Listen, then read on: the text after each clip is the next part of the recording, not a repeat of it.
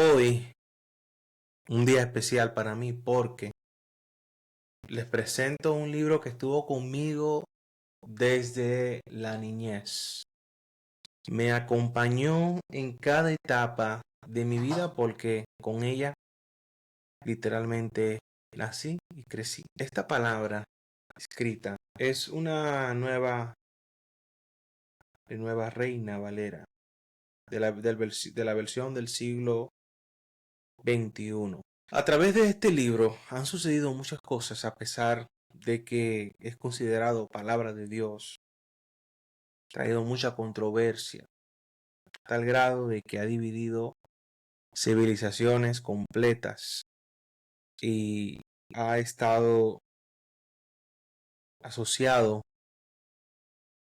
con el concepto religión, porque en ella misma hay una historia de un pueblo religioso, que es el pueblo judío. El pueblo judío, que obviamente no es el mismo que vive hoy allí en Israel. Estamos hablando de que el Israel que escribió este libro hoy no existe, aunque mucha gente no lo quiere aceptar. Muchas personas que leen el libro fuera de contexto suelen malinterpretarlo, suelen darle una connotación divina a todo lo que se lee aquí.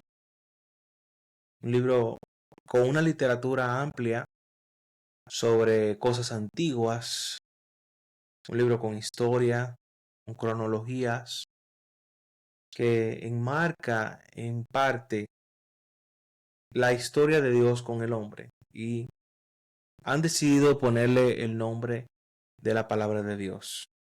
El nombre de la palabra de Dios. Y creo que en el tiempo que se le dedicó este nombre y se bautizó con el nombre de la palabra de Dios, la intención de quienes la promovieron de esta manera no sé cuál era. No sé cuál fue la intención original. Pero sí tengo entendido de que la palabra de un Dios vivo no se van a quedar escritas por siglos y siglos en hojas y van a estar transliteradas en diferentes idiomas y de una manera en la que se ha visto comprometida la integridad de la palabra de Dios.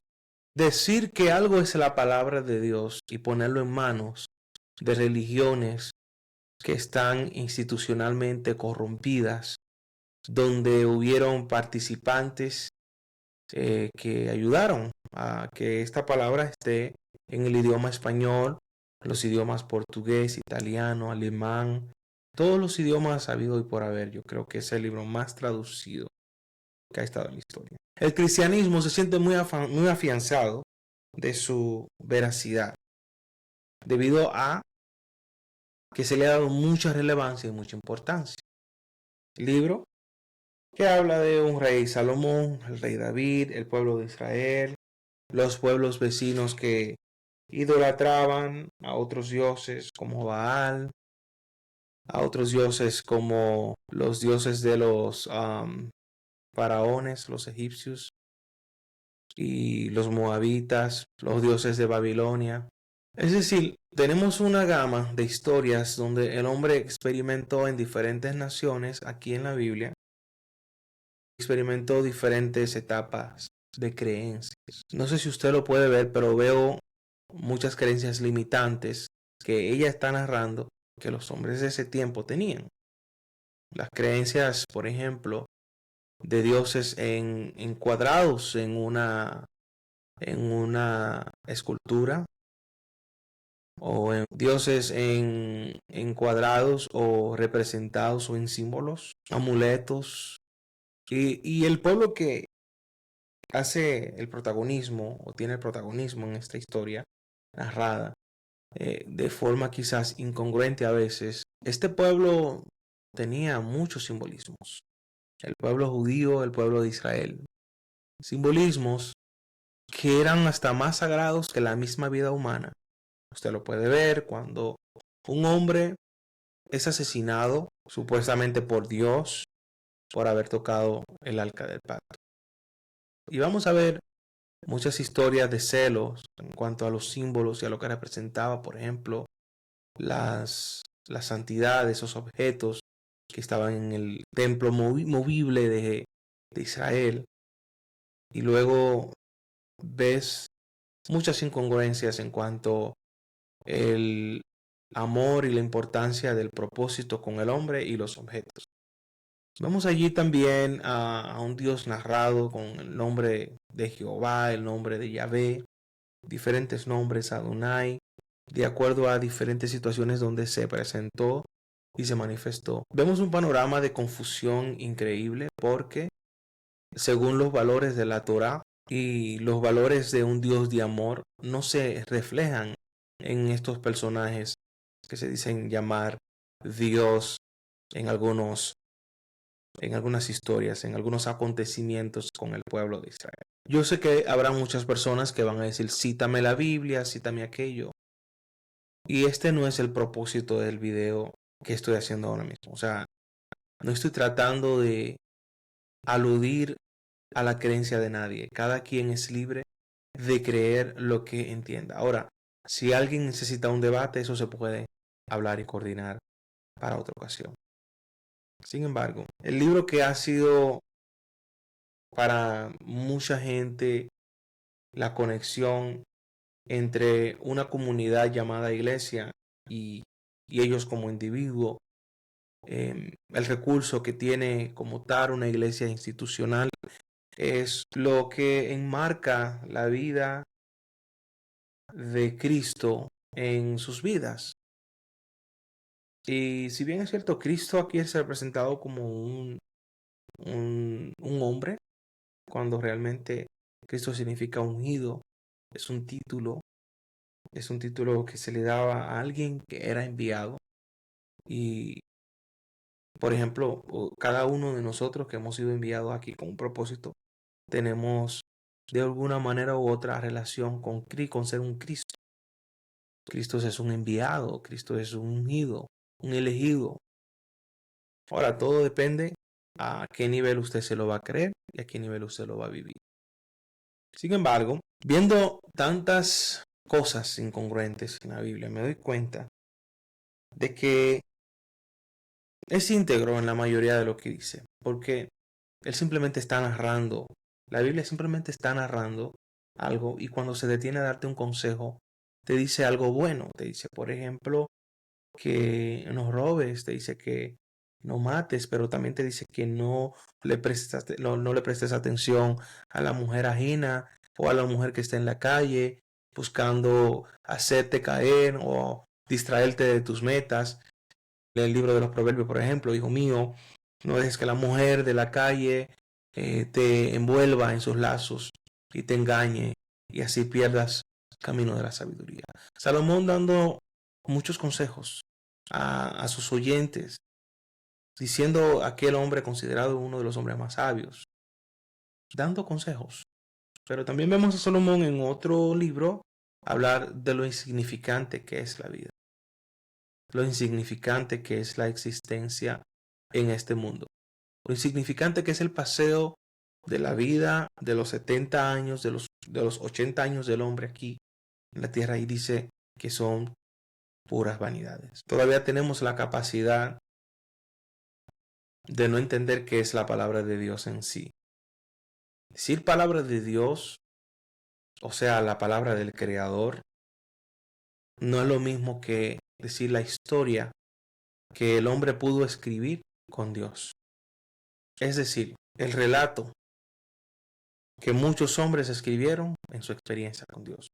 Muchas de las cosas que están aquí son experiencias personales que tuvieron estos hombres, que si bien es cierto han sido manipuladas muchas cosas.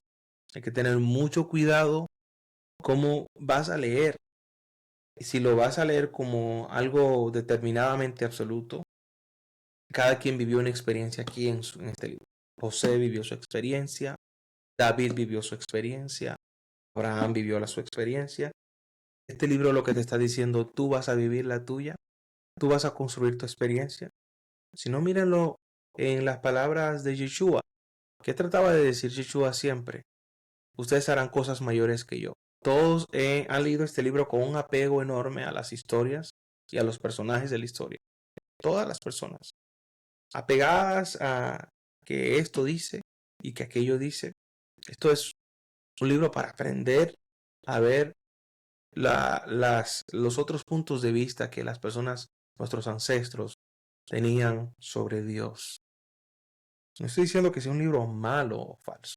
Es la interpretación y el apego de la gente y el romanticismo que tiene la gente con la historia, las historias que están escritas aquí. Hay un romanticismo que es tóxico, dañino, porque te apasionas con la historia de José, de Pablo, de Pedro, de Daniel, y te olvidas de que tú tienes por delante una historia que escribir para las generaciones que vienen delante de ti. Escribe tu Biblia, o sea, escribe tu biblioteca de experiencias. Y total, al final debes de entender algo. Cada uno de nosotros vamos a escribir de acuerdo a nuestra percepción, cómo percibimos a Dios, no realmente como Dios es. Ellos vieron a Dios en un aspecto diferente por su tiempo, por el tiempo en el que vivieron. Hay cosas que están acá que no son meramente principios absolutos, sino que son en base a experiencias. ¿Cómo José experimentó a Dios? No fue exactamente a través de los sueños, pero sí experimentó a Dios en un proceso donde él fue llevadero a través del dolor y del sufrimiento. Él soñó algo, él lo creyó. Fue una persona completamente brillante, se puede decir a nivel místico, mental, inteligente. Hay algunas cualidades de José aquí que describen a una persona con cualidades que tú no tienes. Y no quiere decir que tú no seas brillante, que tú no seas inteligente, que no seas hermoso como José. No quiere decir eso. Lo que quiero decir es que José pudo, con las cualidades que tenía, explotarla. Ahora tú, ¿qué vas a hacer con las cualidades que tú tienes? ¿Cómo la vas a explotar? ¿Cuál es el propósito? Porque él tenía un plan bastante claro. Vemos también al maestro, al gran maestro Yeshua. Tenía un plan bastante claro. Estaba dispuesto a todo, a darlo todo. Pero ha sido mal interpretado. Es más adorado que escuchado. Mucha gente ignora su palabra por adorarlo. Y eso es un tema que lo vamos a hablar mucho más detallado en unos videos luego. O sea, porque el tema es bastante riguroso. Pero, ¿con qué parte de la Biblia yo me quedé? Me quedé con la experiencia de que encontré la forma de salir de una depresión enorme a través de ella.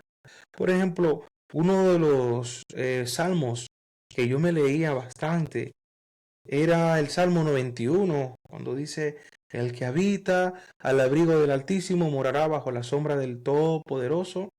Diré al Señor, tú eres mi refugio y mi fortaleza, mi Dios en quien confío.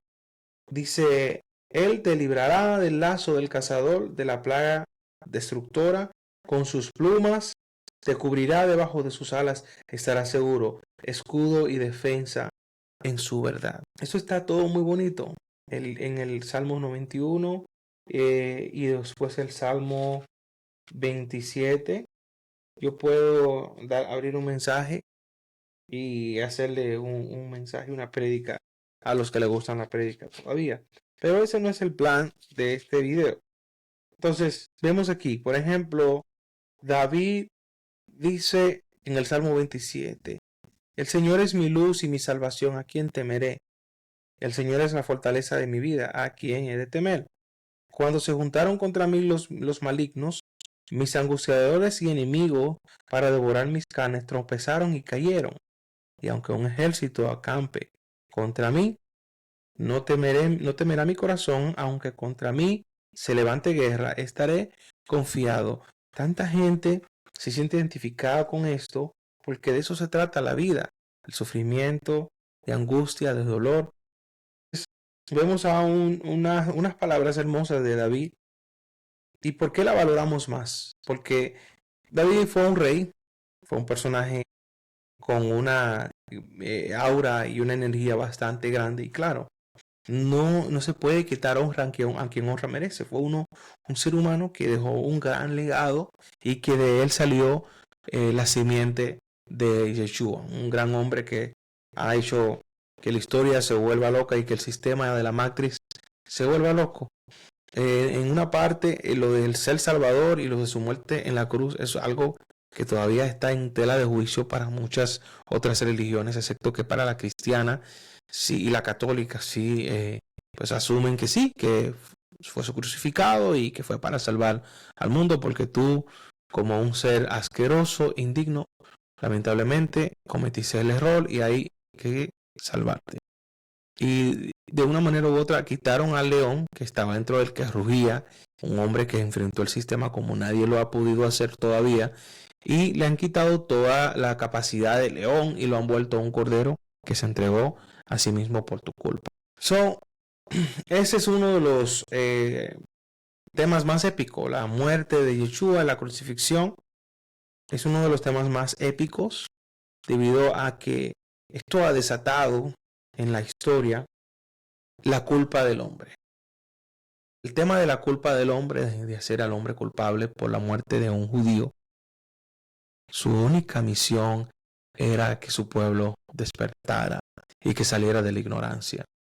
Después de tanta historia escrita y después de haber recibido la ley, después de haber recibido a los profetas, a los reyes, a los patriarcas que fueron mucho antes de todo lo que he hablado, pues tenía que venir alguien que trajera un conocimiento que se había perdido, el conocimiento antiguo sobre el poder que cada uno de nosotros tenemos. Entonces, este libro está aquí para recordarle a la gente que todo el que se propuso alcanzar niveles altos espirituales, mentalidad de dominio, mentalidad de reino, mentalidad de místico, mentalidad de profeta, mentalidad de conquistadores. Todo el que se lo propuso lo logró porque tenía un propósito que tenía que ver con algo superior a lo que estaba aquí en la tierra. Ese es uno de los mensajes más céntricos. ¿Con qué tiene que ver tu propósito? ¿Con algo de aquí, que pasajero, o es algo eterno lo que te impulsa? A ti tienes que preguntarte esto. Este libro es muy enriquecedor, más si quieres entenderlo más, tienes que ir con la mente histórica del libro. La mayoría de personas nos hemos inspirado con la historia. No sé por qué le quitamos el mérito a leer a un acontecimiento como lo que han pasado aquí, muchos acontecimientos. Y otros libros que fueron profecías que ya se cumplieron y otros que fueron leyes, libros para organizar aquella población y que todavía algunas de sus leyes que están escritas en el Pentateuco o en la Torá son aplicables porque como si bien es cierto la ley del universo siempre va a estar ahí para recordarnos que hay gravedad, ¿no? Y eso no se va a cambiar. La ley de gravedad no va a dejar de ser porque nosotros queramos, al menos en esta realidad. Tampoco la ley de la polarización, el frío y el calor, no va a dejar de ser, no va a dejar de existir. La ley del clima y de todas las estaciones del año, del tiempo, como el tiempo se desarrolla en la tierra, siembra y cosecha, tú siembras y cosechas, obviamente dependiendo de la tierra, ¿no? Y si la tierra es mala, no vas a cosechar. Entonces, muchos temas de principios enseñables, pero si es la palabra de Dios algo que ya se escribió y se habló, y no pensamos qué Dios está hablando hoy, qué es lo que Dios está hablando conmigo. Yo le llamo palabra de Dios a lo que Dios está hablando hoy conmigo al presente. Y si bien es cierto, esa Biblia dice que Dios no cambia porque en Él no hay variaciones, en Él no hay sombra de variaciones y Él no es hijo de hombre para mentir. Eso lo sabemos porque todos los días sale el sol y sale la luna todos los días. Y ha sido así por miles y miles de años. Podemos verlo en el principio de la creación y en la ley del tiempo, como el tiempo moldea al ser humano porque tiene una repetición, la madre naturaleza que es indomable. Ahora bien, eso no alega de que la realidad haga que Dios se someta a ella. Dios no se somete a esta realidad. Yo no puedo decir que una carta que yo escribí 20 años atrás o que mandé a escribir, esas son mis palabras. Porque tal vez en 20 años yo no voy a ser la misma persona. Esa carta representa a la persona que yo fui 20 años atrás. Ahora bien, lo que el hombre escribió aquí, que supuestamente inspirado por Dios, algunos, otros no. Si vemos ahí, el libro de Estel no menciona a Dios en ninguno de los casos.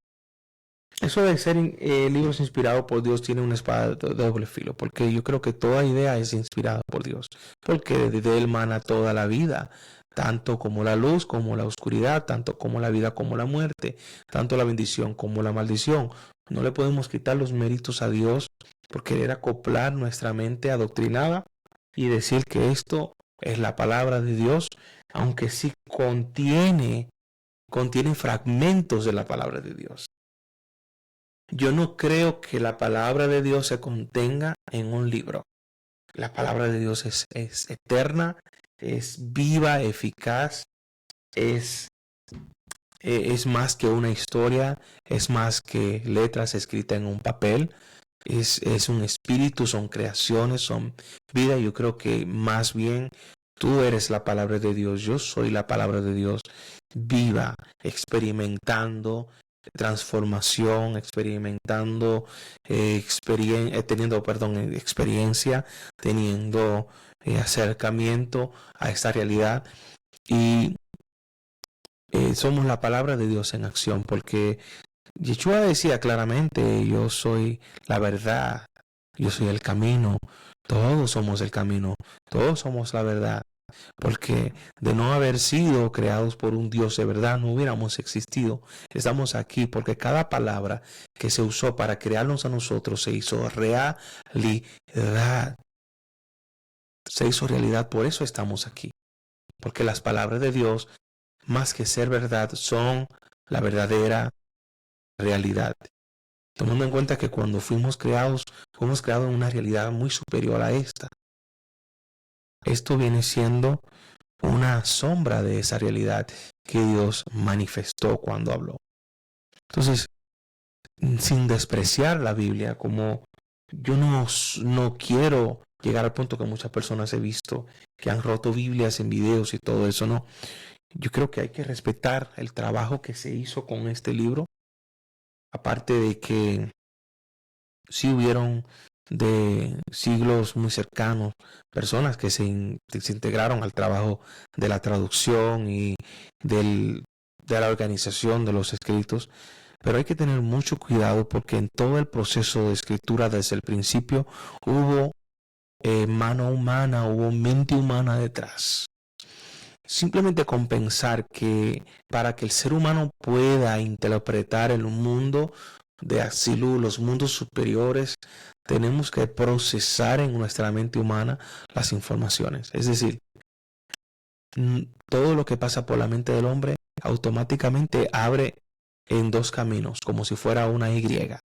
Abre así, porque tenemos que interpretar lo que está acá, interpretarlo hacia acá. O sea, tenemos que bajarlo de nivel como si fuera un embudo y reducir la grandeza del significado de las cosas para poder traerlo a esta realidad que viene siendo una realidad estrecha y una realidad bastante limitada. Entonces, sin entrar en ningún conflicto con la Biblia, simplemente aclarando algo que pueda ayudar a mucha gente, si quizás a verlo de una manera más correcta o quizás de una forma ya es solamente distinta, diría yo, una opinión personal mía, como ustedes lo quieran poner o entender. La palabra de Dios es lo que está hablándote hoy. La palabra de Dios es lo que está caminando dentro de ti hoy. Es la energía viva, sustancial que mueve tu vida. Es el poder que tenemos cada uno de nosotros de darle sentido a nuestra vida diferente y de decidir si nos vamos al camino de la luz, al camino de las tinieblas, o nos vamos en el camino del equilibrio. El camino del equilibrio que es, dejar la parte oscura donde tiene que ser oscura y la parte de luz donde tiene que ser luz. Porque en esta realidad tenemos que entender la importancia del protón negativo o los electrones, y las partículas que traen energía negativa, y también los átomos de energía positiva, que son importantes. Lo vuelvo y lo repito, o sea, en la materia se necesita el electrón negativo y el electrón positivo, el protón y el electrón. Lo que quiere decir es que en estas dimensiones de acá abajo, nosotros lamentablemente necesitamos de la oscuridad para poder subsistir y pasar esta etapa temporal que tenemos aquí en la tierra. No te dejes engañar porque algo tiene 500 años siendo así, o algo tiene 1000 años. La pobreza tiene siglos existiendo, siglos y siglos. Nunca debimos ser pobres, nunca tuvo que existir la pobreza. La mentira existe de por sí siempre, desde que esta dualidad comenzó. Y no tiene que ser así porque comenzó hace millones y millones de años. No tiene que ser así. No tienes que adaptarte a lo que no suena correcto simplemente porque todo el mundo lo dice. Una religión completa lo dice, y porque te vas a ir para el infierno, te vas a morir quemado en el infierno por esto y por aquello. Y en usar el miedo para que tú creas lo que yo digo yo creo que es lo más diabólico que supera al diablo. Es cuando un ser humano trata de asustarte para que tú creas lo que él quiere que tú creas por miedo. Creo que una persona que usa el miedo para manipular a otro es más diablo que el mismo diablo. O sea, y eso no necesariamente lo tiene que provocar Lucifer en ti, o Satanás, o Yaldabaoth, cualquier nombre que usted quiera usar para referirse a la energía negativa. Usted no tiene que ser influenciado bajo ningún tipo de energía existente. Usted decide en qué energía va a fluir.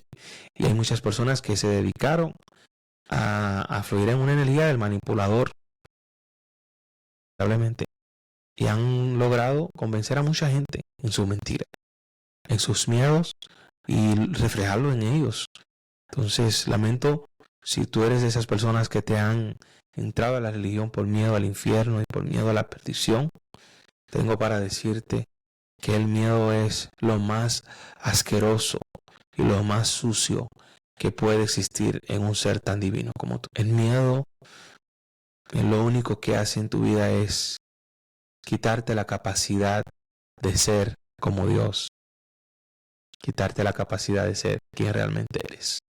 Así que el día de hoy te invito a que, si quieres seguir conociendo más y quieres aprender a tener un punto de vista diferente, con una mente crítica, cultivar la mente crítica a través de estos podcasts, hacer preguntas, compartir tus conocimientos con los demás, arreglar, estructurar, encontrar claridad, te recomiendo que escribas un comentario, mandes tus mensajes, mandes tus comentarios, y qué sé yo, comparte el video con cualquier persona que entienda que puede haber algo más de lo que ya se conoció.